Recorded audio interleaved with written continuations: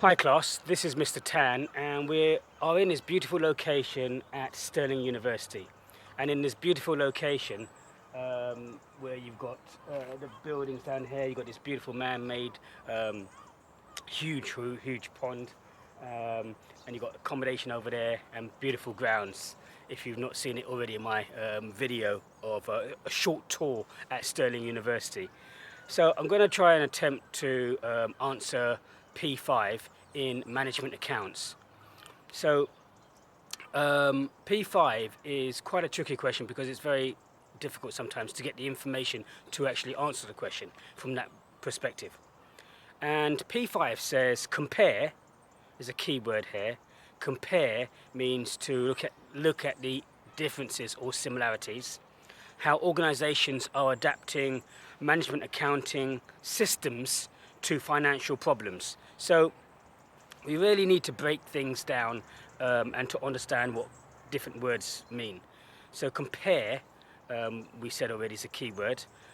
How, obviously, is key. And then organizations. What do we mean by organizations? Well, there are different types of organizations. You have organizations in the public sector like the NHS, like the health service, like the schools, social services, social security, and so on and so forth. And then you have the private sector organizations. And in the private sector organizations, you have sole traders, you have partnerships, you have private limited companies, public limited companies. So you have all these different types of companies. But you also have the social enterprise sector. The social enterprise sector includes charities and organizations which might have the status of limited liability, but they have a social mission as detailed and outlined in their memorandum and articles of association. So when we're talking about organizations, we're talking about organizations in either in the public, private, or social enterprise sectors. And then it talks about how management accounting systems. So you know, what do we mean by management accounting systems? Well, you know, you've looked at different types of management accounting systems in P1 and P2. Different types of management accounting systems in terms of inventory control, in terms of cost accounting, in terms of price optimization, in terms of inventory and stock control. And we'll come on to this again because even though we've talked about these before, Nelson and Ulena 2008, which is the paper that I'm using to try and answer this question.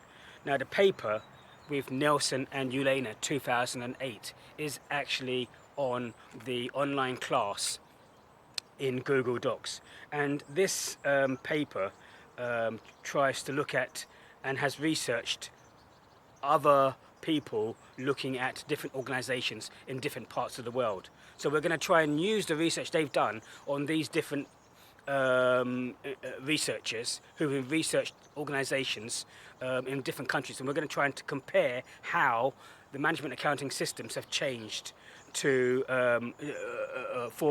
financial problems. So when we look at management accounting systems, as I said, we've looked at inventory control, price optimization, costings, inventory, and this falls in line with Nelson and Ulena 2008, because Nelson and Ulena 2008 actually have identified 28 different management accounting systems. So even though we talk about these 5, they talk about 28, but what they've done is they've subdivided these 28 management accounting systems into 5 areas, which overlaps those areas that we've talked about in P1 and P2. And these 5 areas include management accounting systems in terms of planning, management accounting systems in terms of costing, directing, controlling, and decision making. And so these kind of overlap to the management accounting systems that we've touched upon in P1 and P2.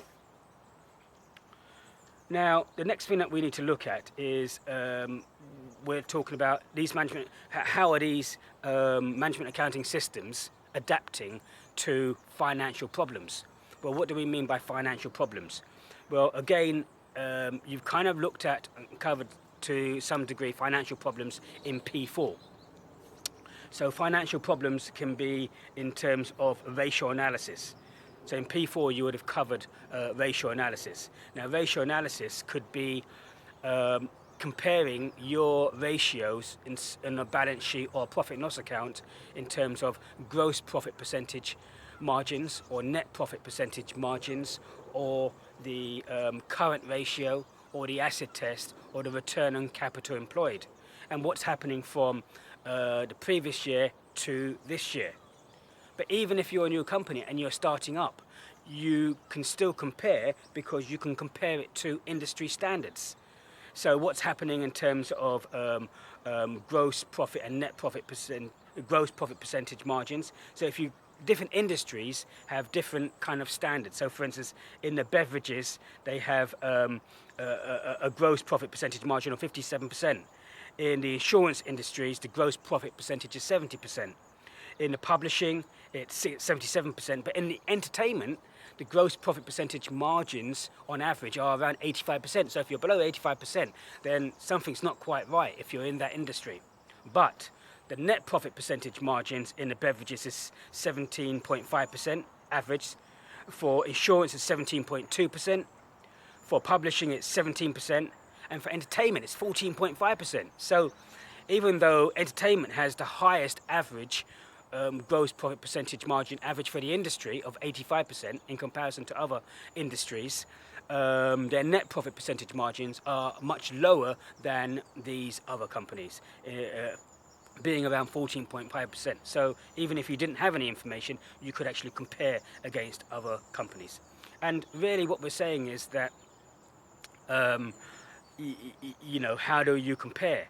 So if your percentage margins are way low, then perhaps you're not making as much profit, and if you're not making as much profit, then you're not going to be as competitive to your competitors, and thus you've got potential problems in how your company is operating.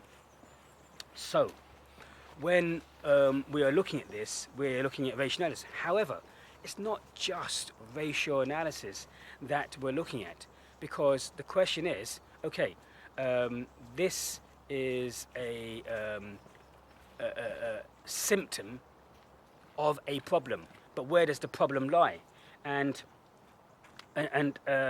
again, you know, in Nelson and Elena's research project, they have identified one researcher, Mitchell 1990 and Fisher 1995, who suggest that there are possibly 4 areas that affects companies, and there are 4 areas that's going to affect companies, and it's going to have a direct impact and influence on their profit and loss account and their balance sheet, thus affecting ratio analysis, which is going to show where the problems lie.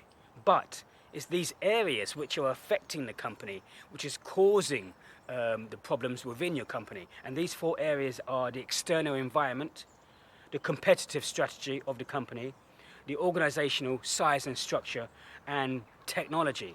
So when we look and we think about financial problems, we should be thinking about the causes of these financial problems, because it's these causes that really goes to the heart of the issue. So I'm going to bring in some more research now to try and make some comparisons of the reasons why things happen. Now, when Nelson and Elena 2008 look at this, they also looked at Libby and Waterhouse. Libby and Waterhouse 1996 looked at 24 Canadian organizations in manufacturing, and they said, well, how are these Canadian organizations affecting their MAC? MAC, we're going to say MAC, and which means Management Accounting and Costing Systems. So MAC, Management Accounting and Costing Systems. How has these external things affected changes in MAC? Now, Libby and Waterhouse 1996 says that one of the reasons that affects MAC is the company's organizational capacity to learn and to want to do better. So these Canadian firms wanted to learn. So this affected management accounting and costing systems changes. In direct comparison to Williams and Seaman 2001, again, Williams and Seaman 2001 looked at many different manufacturing organizations in Singapore. So now we're comparing Libby and Waterhouse manufacturing organizations in Canada to Seaman, Williams and Seaman 2001, to manufacturing organizations in Singapore. And again, they found the same thing. They found that what affected MAC, Management Accounting and Costing Systems, was the organization's capacity to want to learn. And that's going to have a direct impact in different areas of management accounting systems, which we'll come on to later. So both of those were the same in both authors, Libby and Waterhouse, 1996, and Williams and Seaman, 2001.